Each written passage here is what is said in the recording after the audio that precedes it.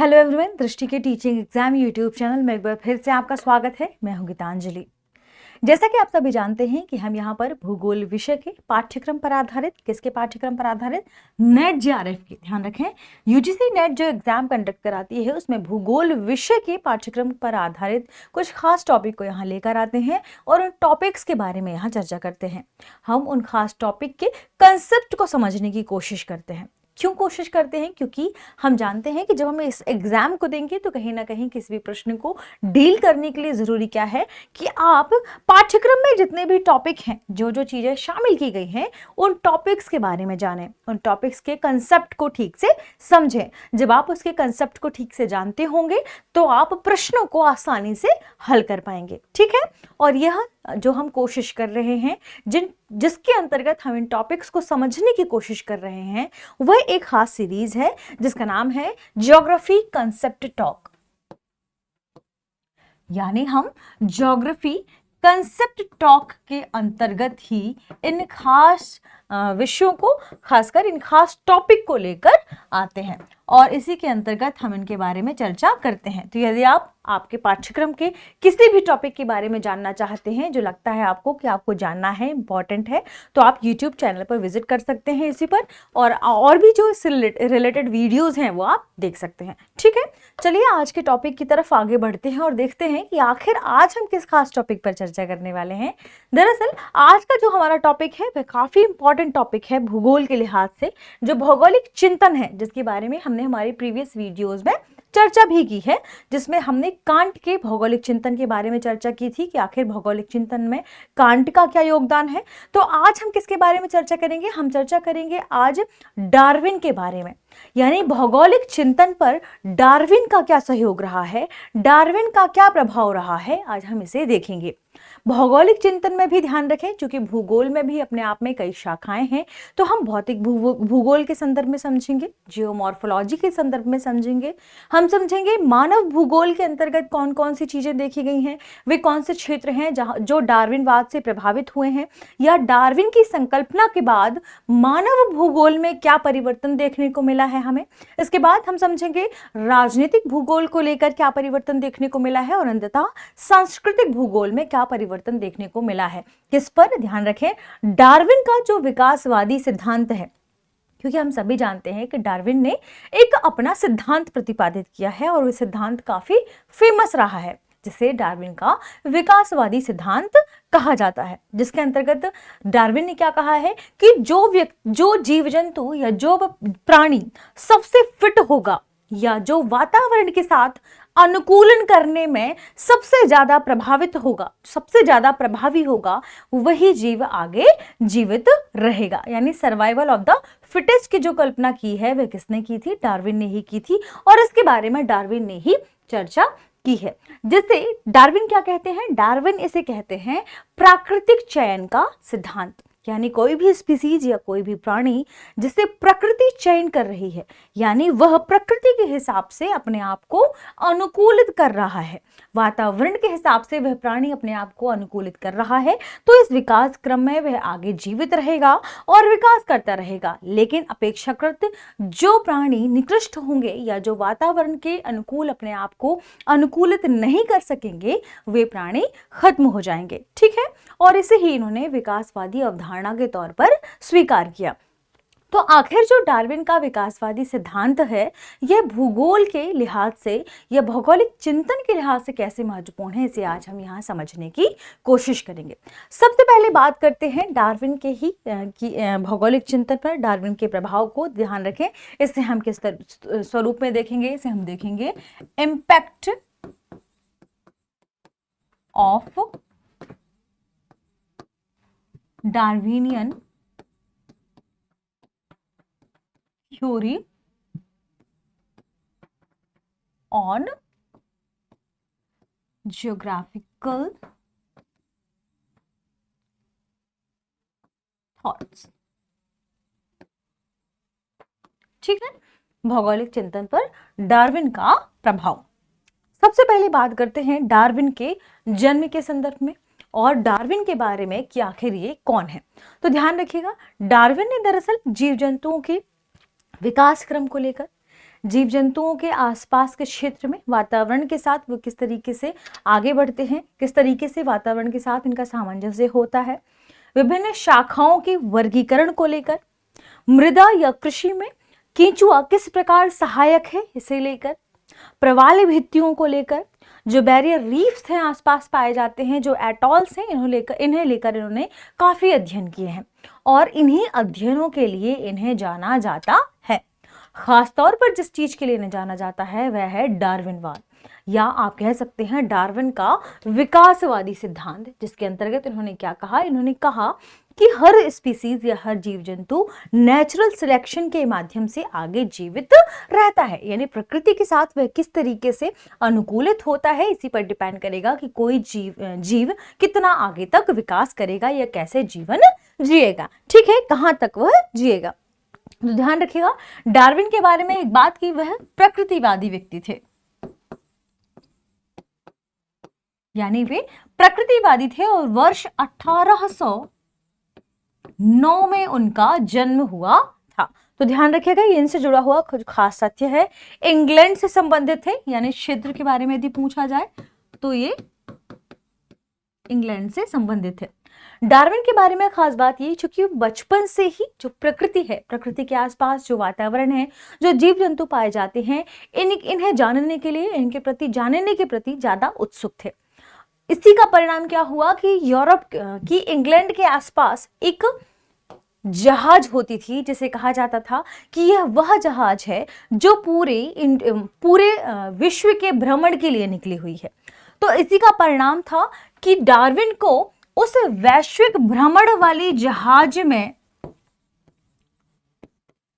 वैश्विक भ्रमण के लिए जो जहाज तैयार की गई थी, उस वैश्विक भ्रमण वाली जहाज में सबसे कम उम्र में भ्रमण करने का मौका मिला था और इसी के परिणाम स्वरूप डार्विन ने लगभग 5 वर्ष तक इस जहाज के माध्यम से वैश्विक भ्रमण किया और वैश्विक भ्रमण के बाद ही लगभग उन्होंने 20 वर्षों तक शोध किया। ध्यान रखिए, इन 5 वर्षों के भ्रमण के बाद डार्विन ने विभिन्न स्थानों पर विभिन्न स्थलाकृतियों के शैलों को इकट्ठा किया, उनके आसपास वाले क्षेत्र के जीवाश्म को इकट्ठा किया और इन जीवाश्म को इकट्ठा करके, इन शैलों को इकट्ठा करके, उन चट्टानों के अवशेषों को इकट्ठा करने के पश्चात उन्होंने 20 वर्षों का शोध किया और 20 वर्षों के शोध का ही परिणाम है कि उन्होंने अपने अलग अलग शोध के आधार पर डाटा प्रस्तुत किया या रिपोर्ट प्रस्तुत की। उन्होंने कहा कि किस प्रकार से केंचुए मृदा के लिए आवश्यक हैं, सहायक हैं, किस प्रकार से प्रवाल एटॉल का निर्माण होता है, बैरियर रीफ का निर्माण होता है, इसके बारे में उन्होंने चर्चा की। विकासवादी संदर्भ के बारे में उन्होंने देखा कि कैसे जीव जंतुओं का विकास होता है। तो ध्यान रखें, जब भी हम डार्विन के बारे में चर्चा करेंगे तो ये सारी चीजें महत्वपूर्ण हो जाएंगी।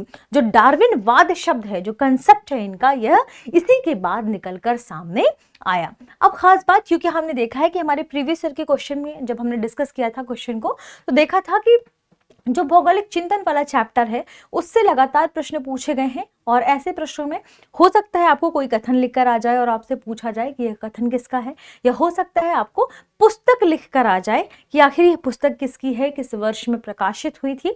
तो हम यहाँ पर कुछ पुस्तकों का भी जिक्र कर लेते हैं जो कि किससे जुड़ी हुई हैं, जो डार्विन से संबंधित है या डार्विन से जुड़ी हुई हैं। तो ध्यान रखें, उनकी एक पुस्तक है origin of species bye means of natural selection. तो ध्यान रखें, उनकी कुछ खास पुस्तकों में से यह पुस्तक भी शामिल है, जिसे क्या कहा गया है, origin of species bye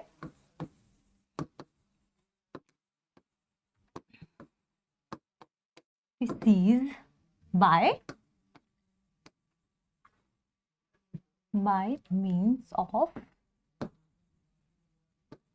natural selection। ठीक है, अब बात करते हैं कि ये पुस्तक किस लिए जानी जाती है और इतनी इंपॉर्टेंट क्यों है।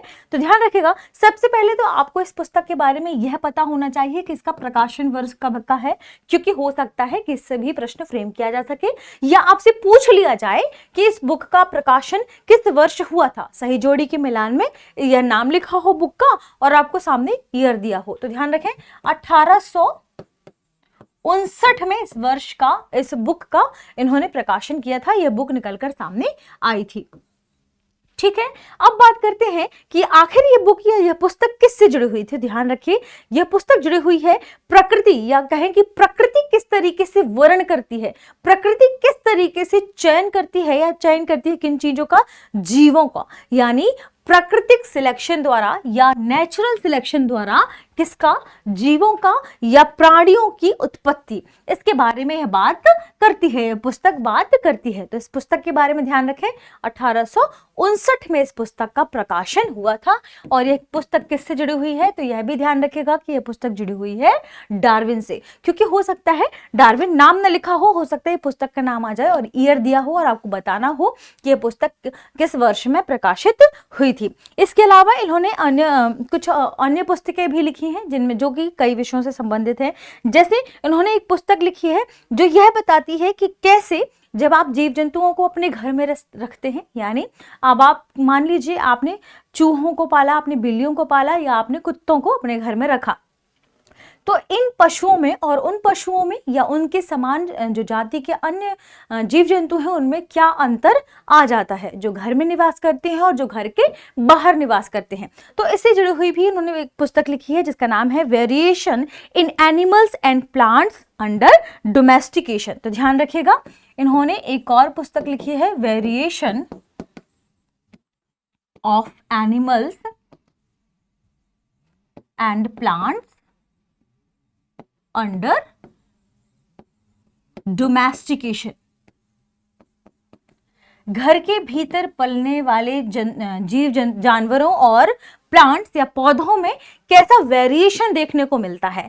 तो इससे जुड़ी हुई भी इन्होंने पुस्तक लिखी थी। यदि हो सकता है आपसे ये पूछा जाए कि इसका ईयर क्या है, तो इसके ईयर को भी ध्यान रखिएगा, 1868 में इस पुस्तक का प्रकाशन हुआ था। ये कुछ खास चीजें हैं जिस पर डार्विन ने ध्यान दिया। ये दोनों पुस्तकों का नाम है, आप इसका स्क्रीनशॉट ले सकते हैं या तो आप इसे लिख सकते हैं। ठीक है, अब डार्विन के संदर्भ में ही हम अन्य चीजों की बात करें तो देखिए, डार्विन ने तो इतने महत्वपूर्ण कंसेप्ट दे दिए, इतनी महत्वपूर्ण बातें कही, और उस समय जिस समय डार्विन ने ये बात कही तो बहुत सारे उस पूरे क्षेत्र में ऐसा माना जाता था कि मानव क्या है, एक हो सकता मानव के लिए उस समय ये चीज स्वीकार की जाती थी कि कहीं ना कहीं ईश्वर की देन है। प्लांट्स के लिए, जीव जंतुओं के लिए, आसपास वहां पर जो लोग आपस में बातचीत करते थे यही कहते थे कि ये मानव का जो विकास है, आसपास जो क्षेत्र है वहां पर जितने भी विकास क्रम चल रहे हैं, वातावरण के साथ जो इनका इंटरेक्शन है, कहीं ना कहीं उस चीज के लिए एक धार्मिक चीज को स्वीकार किया गया था। तो ऐसा पहली बार हुआ था जब डार्विन ने ऐसे सिलेक्शन, नेचुरल सिलेक्शन की बात कही, या जब डार्विन ने इस तरीके के अंतर की बात कही, या जब डार्विन ने बहुत सारे रिलेशन की बात कही, मैन एंड जो भी लिंग के आधार पर जो आसपास रिलेशन की बात कही, तो इस आधार पर बहुत सी चीजें निकलकर सामने आई और पहली बार ऐसा देखा गया कि डार्विन के सिद्धांतों ने उस काल की जो वैज्ञानिक मान्यताएं थी, उस काल की जो धार्मिक मान्यताएं थी, उसे क्या की, उसे कहीं ना कहीं उन्होंने डिगा दिया। यानी उस समय वहां की जो वैज्ञानिक और धार्मिक दिशा जो थी उसे डार्विन ने क्या किया, प्रभावित किया। डार्विन के डार्विनवाद ने प्रभावित किया, उनके कंसेप्ट ने प्रभावित किया। तो ये चीजें अपने आप में इंपॉर्टेंट हो जाती हैं डार्विन के लिहाज से। सबसे बड़ी बात ध्यान रखिएगा, उनका विकासवादी सिद्धांत है जिसमें उन्होंने क्या क्या कहा था कि कोई भी जीव जंतु है वह प्रकृति के अनुसार या प्रकृति के साथ उसका कैसे अनुकूलन हो रहा है इस पर डिपेंड करता है कि कितना वह विकास करेगा, ना कि किसी ईश्वरीय शक्ति पर या दैवीय शक्ति पर। तो पहली बार उन्होंने विकासवादी सिद्धांत दिया। और डार्विन का विकासवादी सिद्धांत क्या कहता है, या डार्विन के विकासवादी सिद्धांत के अनुसार उन्होंने कहा कि किसी भी जीव का विकास प्रकृति के साथ उसके अनुकूलन पर डिपेंड करता है, ना कि किसी दैवी या ईश्वरीय शक्ति पर डिपेंड करता है। तो ध्यान रखिएगा, उन्होंने कहा कि किसी भी जीव के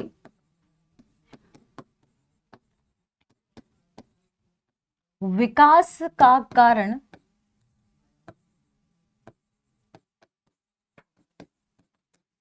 उस जीव का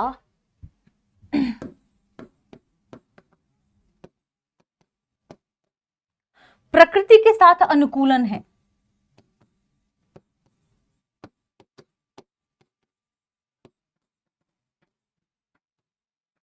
प्रकृति के साथ अनुकूलन है, ना कि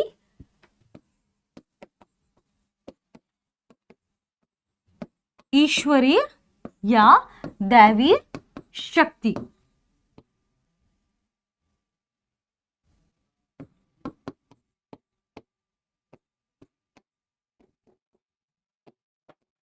शक्ति का, ठीक है। तो ये किससे जुड़ी हुई है? ये विकासवादी अवधारणा है, डार्विन से जुड़ी हुई, ध्यान रखिएगा, इंपॉर्टेंट है, क्योंकि कहीं ना कहीं प्रकृति में जो जीव जंतु आज जीवित हैं वे विभिन्न संघर्षों के बाद जीवित हैं। तो जब प्रकृति में जीव जंतु प्रकृति के साथ या आसपास के अपने वातावरण के साथ संघर्ष करते हैं जीवित रहने के लिए, विकास करने के लिए, इस संघर्ष के क्रम में जो इसके साथ अनुकूलन कर जाते हैं या प्रकृति के साथ जो अनुकूलन कर जाते हैं वह जीव जंतु जीवित रहते हैं, आगे विकास करते हैं और शेष समाप्त हो जाते हैं।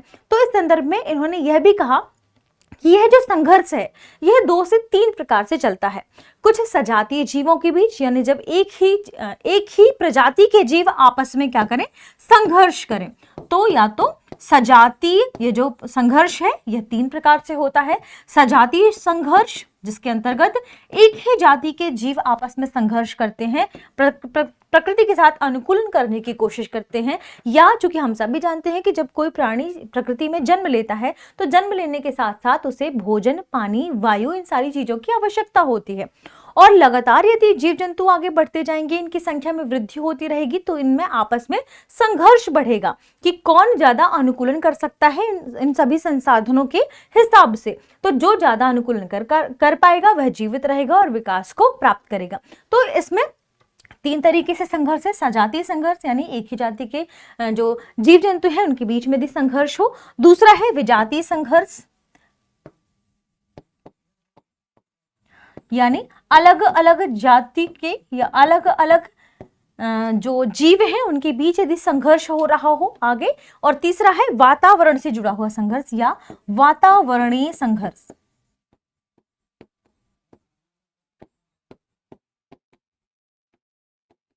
वातावरण में विभिन्न जीव जंतुओं के माध्यम से संघर्ष हो जब आगे अनुकूलन के लिए, जीवित रहने के लिए, तो इसे वातावरणीय संघर्ष के तौर पर जाना जाता है। ठीक है, तो डार्विन की यही विकासवादी अवधारणा है जो काफी फेमस रही है। अब महत्वपूर्ण बात आती है यह कि डार्विन के इस अवधारणा ने, विकासवादी अवधारणा ने भौगोलिक चिंतन को कैसे प्रभावित किया। तो दरअसल इसे इन्होंने कई तरीके से प्रभावित किया। सबसे पहले बात करते हैं हम किसके संदर्भ में, जियोमॉर्फोलॉजी के संदर्भ में, कि जो भू आकृति विज्ञान है उस पर कैसे प्रभाव पड़ा डार्विनवाद का। तो भू आकृति विज्ञान या भू आकृतिक जो भूगोल की एक खास शाखा है उस पर कैसा प्रभाव पड़ा डार्विनवाद का। तो हम सभी जानते हैं कि बहुत से ऐसे भू आकृतिक विज्ञानी हैं जिन्होंने भू आकृति के संदर्भ में कई बातें कही हैं कि ये एक निश्चित विकास क्रम से होकर गुजरती है। एक निश्चित विकास क्रम के होने से गुजरने के पश्चात इन्होंने कहा कि यह कई अवस्थाओं से भी होकर गुजरती है। इसी संदर्भ में उन्होंने डार्विनवाद के बारे में भी इस बात को स्वीकार किया, यानी कई लोगों ने कहा कि कहीं ना कहीं भू आकृति विज्ञान के जो भी वैज्ञानिक रहे हैं वे प्रभावित रहे हैं किससे, डार्विनवाद से। क्योंकि यदि हम डेविस की बात करें, हमने अभी पढ़ा भी है WM डेविस, जिन्होंने किसके बारे में बात कही है, डेविस, जो कि अपर्दन के सिद्धांत के बारे में चर्चा करते हैं, जो कि एक भू आकृति विज्ञानी भी है। तो WM डेविस ने कई बार अपने भू आकृतिक चक्र के बारे में कहा, भौगोलिक चक्र के बारे में उन्होंने कहा, अपर्दन के सिद्धांत के बारे में उन्होंने कहा। तो उन्होंने यह बातें स्वीकार की, अपर्दन का सिद्धांत, जिसके अंतर्गत इन्होंने इस बात को स्वीकार किया कि जो आसपास हमारे भौगोलिक आकृतियां पाई जाती हैं कि भौगोलिक आकृतियां एक निश्चित कालक्रम के अनुसार विभिन्न आकृतियों से होकर गुजरती हैं। और उन्होंने पाया कि भू आकृतियां भी 3 सोपान क्रम से होकर गुजरती हैं। सबसे पहले उनकी युवावस्था आती है, युवावस्था के बाद प्रौढ़ावस्था होती है, और अंततः प्रौढ़ावस्था के बाद ये वृद्धावस्था में कन्वर्ट कर जाती हैं या इनकी वृद्धावस्था भी आती है। तो डार्विन के सिद्धांत से ही प्रभावित होकर डेविस ने क्या कहा, युवावस्था, प्रौढ़ावस्था और वृद्धावस्था की इन्होंने अवधारणा दी, जो किसके संदर्भ में थी, जो कि स्थलाकृतियों के संदर्भ में थी, भू आकृतियों के संदर्भ में थी। थी। तो कहीं ना कहीं कहा जा सकता है कि डेविस का जो अपवर्तन का सिद्धांत था या इनका जो भौगोलिक चक्र का सिद्धांत था, क्योंकि एक यह चक्र बना हुआ है किसी भी आकृति के संदर्भ में, तो यह जो भौगोलिक चक्र का सिद्धांत था यह डार्विनवाद से प्रभावित था, क्योंकि डार्विन ने भी क्या कहा कि मनुष्य विकास की प्रक्रिया से होकर गुजरता है। ये कोई भी जीव जंतु किससे होकर गुजरता है? खास विकास की प्रक्रिया से होकर गुजरता है। तो इसलिए इस बात को स्वीकार किया जाता है, यानी जो भू आकृतियां हैं इनका एक पूरा प्रोसेस होता है जिसके अंतर्गत संरचना, प्रक्रिया और कालक्रम आती है। तो इसके अंतर्गत संरचना, प्रक्रिया और कालक्रम आता है। ठीक है, ये हमने बात की किसके संदर्भ में? ये तो हमने बात की डेविस के संदर्भ में। इसके अलावा और भी भू आकृतिक विज्ञानी थे जैसे पेशल। तो पेशल ने भी इस बात को स्वीकार किया कि जो भू आकृतियां हैं, भू आकृतियों पर भी डार्विनवाद का प्रभाव होता है, यानी किसी भी भौतिक भूगोलवेत्ताओं को या किसी भी भूगोलवेत्ता को यदि वह भौतिक भूगोल के संदर्भ में शोध कर रहा है तो जरूरी है कि उसे समस्त जो उसके आसपास जो स्थलाकृतियां पाई जाती हैं उन स्थलाकृतियों का अध्ययन करना चाहिए। तो स्थलाकृतियों के अध्ययन के अनुसार उनकी जो भी पूरी एक विकास क्रम की प्रक्रिया रही है उस प्रक्रिया को यदि आप समझेंगे तो आप पाएंगे कि यह डार्विन के विकासवाद सिद्धांत से क्या है? प्रभावित है। तो ध्यान रखिएगा, डार्विन के सिद्धांत का प्रभाव कई चीजों में पड़ा है, यानी डार्विन के सिद्धांत के प्रभाव के स्वरूप ही जो भूगोल है, जो भौतिक भूगोल है, जो भूगर्भ शास्त्री हैं या जो भूगर्भ से संबंधित भौतिक भूगोलवेत्ता रहे हैं या जो भूआकारी विद्वानी रहे हैं, इन सभी पर डार्विनवाद के प्रभाव की बात निकलकर सामने आती है। तो ये तो हमने चर्चा की कुछ खास वैज्ञानिकों के संदर्भ में। जैसे हम जब भी बात करते हैं भूवैज्ञानिकों या भूगर्भ वैज्ञानिकों के संदर्भ में, या जब भी हम बात करते हैं भू आकारिकी वाले वैज्ञानिकों के संदर्भ में, या जो जीवाश्म का अध्ययन करते हैं इन वैज्ञानिकों के संदर्भ में, तो हम पाते हैं कि कहीं ना कहीं ये डार्विन के विकासवाद से क्या हुए हैं?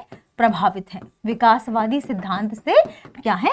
प्रभावित है। तो ध्यान रखें, एक निश्चित क्रम के अनुसार, एक निश्चित अध्ययन के अनुसार ही ये एक पूरी प्रक्रिया पर पहुंचते हैं। इसलिए कहा जाता है कि संरचना, प्रक्रिया और कालक्रम, ये तीनों चीजें इंपॉर्टेंट हैं। किसके लिए तीनों चीजें इंपॉर्टेंट हैं? डार्विन के विकासवाद सिद्धांत के साथ साथ किसी भी भू आकृति विज्ञान या शोधार्थी या शोधकर्ता या भूगोलवेत्ता के लिए। तो ये चीजें अपने आप में क्या हो जाती हैं? इंपॉर्टेंट हो जाती हैं। जब भी टाइम स्केल की बात आती है, क्योंकि कई बार जो भूगोलवेत्ता हैं जो कि किससे जुड़े हुए हैं? जियोमॉर्फोलॉजी से जुड़े हुए हैं, तो ये टाइम स्केल की भी बात करते हैं। तो जहां भी टाइम स्केल की बात आती है, जीवाश्मों के अध्ययन की बात आती है, शैलों के विकास क्रम की बात आती है, चट्टानों के अध्ययन की बात आती है, सभी चीजें कहां पर आकर अटक जाती हैं या कहां पर आकर यहां पर समाप्त होती हैं कि कहीं ना कहीं इनके हम जो विकास क्रम का अध्ययन करते हैं, तो यही विकास क्रम का अध्ययन किससे प्रभावित दिखता है? डार्विन के विकासवादी सिद्धांत से प्रभावित दिखता है। ये तो हमने बात की किसके संदर्भ में? हमने बात की जियोमॉर्फोलॉजी के संदर्भ में, भू आकृति विज्ञान के संदर्भ में। अब यदि हम बात करें मानव भूगोल के संदर्भ में कि कहां पर मानव भूगोल प्रभावित है डार्विन के विकासवादी सिद्धांत से, तो जहां कहीं भी मानव भूगोल की बात आएगी, एक बात हमेशा ध्यान रखिएगा कि डार्विन के विकासवादी सिद्धांत का मानव भूगोल के अध्ययन पर भी पर्याप्त प्रभाव पड़ा है। अब यह बात कैसे निकलकर सामने आती है? तो बहुत सारे जर्मन वैज्ञानिक हैं और बहुत सारे अमेरिकी वैज्ञानिक हैं जिन्होंने यह बात स्वीकार की कि न केवल भू आकृति विज्ञान जबकि मानव विज्ञान में भी डार्विन के विकासवाद का प्रभाव पड़ता है। क्यों? क्योंकि जो हमारे आसपास वातावरण है, कहीं ना कहीं यह वातावरण मानव के सापेक्ष ही आगे बढ़ता है। और इसके अलावा कई ऐसे वैज्ञानिक रहे हैं जिन्होंने अपनी किसी भी रचना की शुरुआत में इस बात को स्पष्ट कर दिया कि मानव क्या है? एक इंपॉर्टेंट अंग है पूरी पृथ्वी का या प्रकृति का। तो आप ध्यान रखिएगा कि मानव भूगोल के लिहाज से भी ये चीजें क्या हो जाती हैं? इंपॉर्टेंट हो जाती हैं। और ध्यान रखें, मानव भूगोल पर डार्विनवाद का प्रभाव स्पष्ट तौर पर देखने को मिलता है। तो यदि प्रसिद्ध मानव भूगोलवेत्ता की बात करें जिन्होंने डार्विनवाद से प्रभावित होकर किसी चीज की बात कही है, तो उसमें प्रसिद्ध वैज्ञानिक हैं रेटजेल। ध्यान रखें, रेटजेल। ठीक है, तो रेटजेल ने अपनी पुस्तक, उनकी पुस्तक का नाम भी ध्यान रखिएगा, एंथ्रोपोजियोग्राफी। इनकी पुस्तक का नाम क्या है?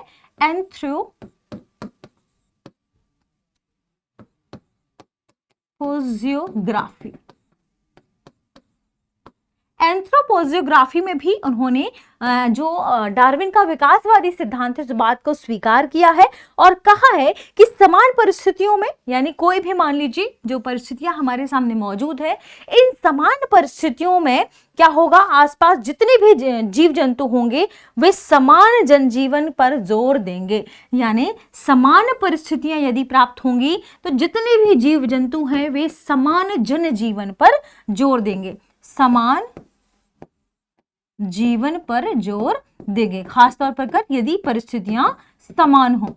तो इसका मतलब यह है कि जो विकासवादी सिद्धांत डार्विन का है, कहीं ना कहीं वह ये उनसे प्रभावित थे, क्योंकि हमने कहा ना वातावरण के अनुकूलन के हिसाब से या वातावरण में जो जीव जंतु अनुकूलन कर जाता है वे क्या होंगे, आगे जीवन स्तर को बढ़ाएंगे या आगे बढ़ेंगे। इसलिए कहा गया, यानी रेजवेल्ट की यदि हम माफ कीजिएगा रेटजेल की यदि हम बात कहें तो उन्होंने इस बात को स्वीकार की एंथ्रोपोजियोग्राफी में कि जो समान परिस्थितियां यदि आपके आसपास मौजूद होंगी तो इन समान परिस्थितियों में समान जनजीवन के विकास की बात कही जाएगी। और समान जनजीवन के विकास पर जब भी जोर दिया जाएगा किसी खास परिस्थिति में, तो कहीं ना कहीं यह वातावरण के अनुकूलन के हिसाब से जीवों के विकास की बात की जा रही है। तो इस तरीके से मानव भूगोल पर भी इसका खास तौर पर प्रभाव देखने को मिला है। इसके अलावा एक और वैज्ञानिक रहे हैं जिनका नाम ध्यान रखेगा, हमने कई बार इनके बारे में चर्चा भी की है, जैसे एलन चर्चिल के बारे में भी हमने चर्चा की है। तो जब भी हम एलन चर्चिल के बारे में चर्चा करेंगे तो इनसे संबंधित कुछ खास तथ्य आप हमेशा ध्यान रखें। जैसे चर्चिल का कहना है, यही लिख सकते हैं आप, Elon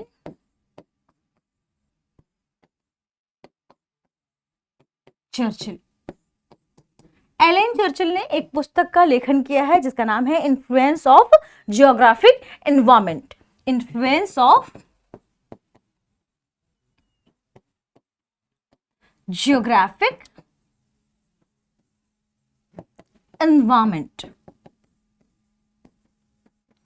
influence of geographic environment में एलन चर्चिल ने इस बात को खास तौर पर स्वीकार किया और अपनी पुस्तक में पहली ही लाइन में इन्होंने इस बात को लिखा कि जो मानव है वह धरती की खास उपज है। यानी उन्होंने कहा कि मानव किससे उपजा हुआ है, धरती से, यानी मानव धरती की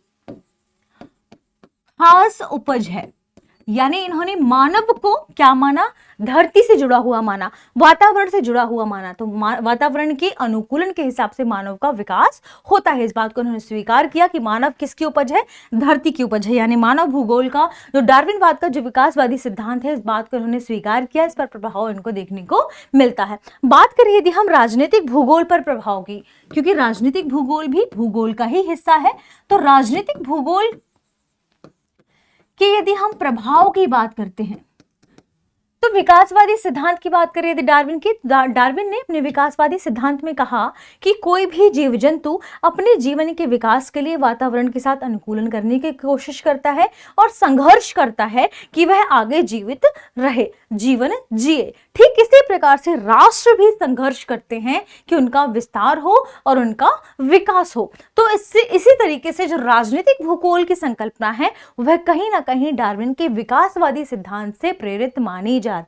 है, जिसमें रेटजेल स्वयं एक खुद राजनीतिक भूगोल विद्ता रहे हैं। तो रेटजेल ने भी इस बात को स्वीकार किया है कि कहीं ना कहीं जो राजनीतिक भूगोल है उस पर डार्विन के विकासवाद का प्रभाव देखने को मिला है। खासतौर पर 1920 से 1930 के दौरान जो समय रहा है, उस समय जो जर्मन की स्थिति थी, जर्मनी आसपास के क्षेत्रों की स्थिति, तो जर्मन संप्रदाय ने खुद इस बात को स्वीकार किया और उचित ठहराया कि जो विकासवादी सिद्धांत है, राष्ट्र कहीं ना कहीं विकास करने की कोशिश करते हैं। तो जो डार्विन का विकासवादी सिद्धांत था, संघर्ष के द्वारा अपने आप में विकास प्राप्त करना, जीव जंतुओं का वातावरण के प्रति अनुकूलन और अनुकूलन के साथ साथ विस्तार और विकास, जो जीवित रहेगा, जो बेहतर तरीके से अनुकूलन कर पाएगा वह जीवित रहेगा। ठीक यही चीज राजनीतिक भूगोल के लिहाज से राष्ट्रों के लिए भी लागू होती है। यानी उसी ठीक डार्विन के अनुसार ही राष्ट्र भी जो अपने अस्तित्व को बचाए रखने के लिए या इनके बीच अपने अस्तित्व के लिए लगातार संघर्ष जारी रहता है। जिसके बारे में हमने चर्चा की भी है। तो यह किससे संबंधित है? राष्ट्रों द्वारा अपने अस्तित्व को बचाए रखने के लिए, अपने अस्तित्व को बचाए रखने के लिए संघर्ष, ये इससे जुड़ा हुआ है। तो यहीं से कहीं इस यानी आप मान सकते हैं कि जिस प्रकार जीव जंतु संघर्ष करके आगे बढ़ने की कोशिश करते हैं, ठीक इसी प्रकार राजनीतिक भूगोल में भी ये चीजें शामिल हो जाती हैं। और ठीक ऐसे ही बात निकलकर सामने आती है सांस्कृतिक भूगोल के लिहाज से भी। तो सांस्कृतिक भूगोल के संदर्भ में ध्यान रखिएगा, सांस्कृतिक यानी क्या? जहां पर जो मानव है वह वातावरण के साथ आपसी सामंजस्य के साथ अब विभिन्न क्रियाकलापों के माध्यम से क्या करता है? सामंजस्य बनाने की कोशिश करता है। तो इसे ही क्या कह दिया जाता है? सांस्कृतिक भूगोल। तो ध्यान रखें, जब भी हम वातावरण की बात करते हैं, मानव का वातावरण के साथ जो आपसी सामंजस्य है, संघर्ष है, इनके मानव की और वातावरण की जो आपसी क्रियाविधियां हैं, ये क्रियाविधि कहीं ना कहीं मानव पर भी प्रभाव डालती है। इससे इनकी पूरी संस्कृति का विकास होता है। और यही क्या होगा कि आप या मानव या वातावरण जितनी बेहतर तरीके से अंतर्क्रियाओं के माध्यम से आगे विकास करने की कोशिश करेंगे, यानी मानव का वातावरण के साथ या मानव का प्राकृतिक पर्यावरण के साथ इनकी जो अंतर्क्रियाएं हैं वो जितनी बेहतर होंगी, उतना ही मानव भूदृश्यों पर इनका प्रभाव देखने को मिलेगा, उतना ही तरीके से मानव आगे विकास करेगा। तो कहीं ना कहीं डार्विन का जो विकासवादी सिद्धांत है वह सांस्कृतिक भूगोल पर भी निर्भर करता है। तो ये थी हमारी आज की पूरी क्लास, जो किससे रिलेटेड थी, ध्यान रखिएगा। डार्विन के विकासवादी सिद्धांत जो है उस पर भौगोलिक चिंतन का प्रभाव क्या था, माफ कीजिएगा, जो भौगोलिक चिंतन है उस पर डार्विन का विकासवादी प्रभाव क्या था, इनके सिद्धांत का क्या प्रभाव देखने को मिलता है। यदि आप वीडियोस इंग्लिश में भी देखना चाहते हैं तो आप इसी चैनल में इंग्लिश में जाकर वीडियो सर्च कर सकते हैं और देख सकते हैं। मिलते हैं हमारे अगली क्लास के साथ, अगली वीडियो के साथ। तब तक के लिए शुक्रिया।